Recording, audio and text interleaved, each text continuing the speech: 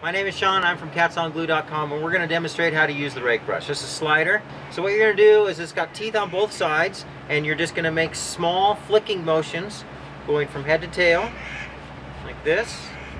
Now it does take a couple minutes for the fur to get going, and you can see Slider likes this. It's a lot less work that he has to do.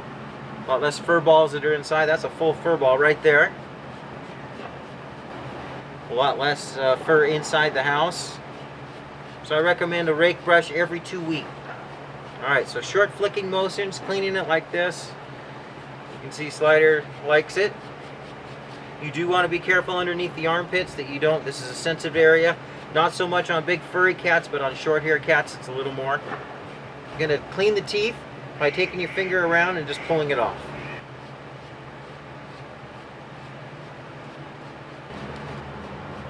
Alright, so let's do the other side. We're going to do short raking, flicking motions with the rake brush. And then, like I said, it takes a minute or two to get the fur going. There it goes. And even down on the tail, I lighten the tail up, get some of that excess fur off. Just saved my house from a lot of fur. And again, this is an outside thing. I do recommend doing this outside. Neck areas.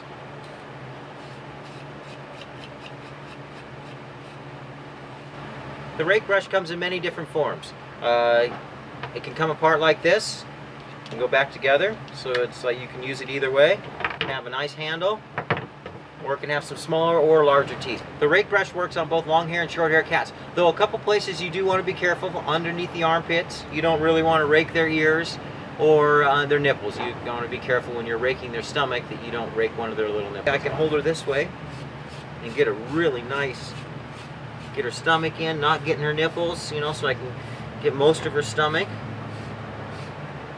Turning it over.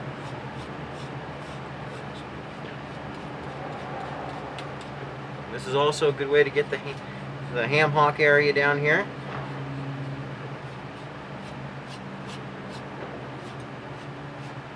And again, you don't want to rake too much on her spine, so I'm raking on either side of it. I'm not raking right down the center of it. You can rake all the fur off the back of them if you rake too much in one spot.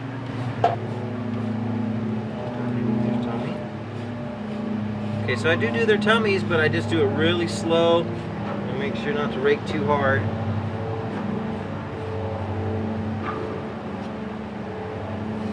To do their tail, I go on either side of it. Yeah, and there she goes. Good girl. She's furring now. Good girl, sweetie. Look at all that fur. So sometimes it takes a couple minutes for the fur to release, and when it does, boy, it just. So don't give up after three. Don't give up after 3 little strokes and nothing's coming out. Just keep going, and you'll start furring up the whole neighborhood. Stay tuned for more cat videos on CatsOnTV.com.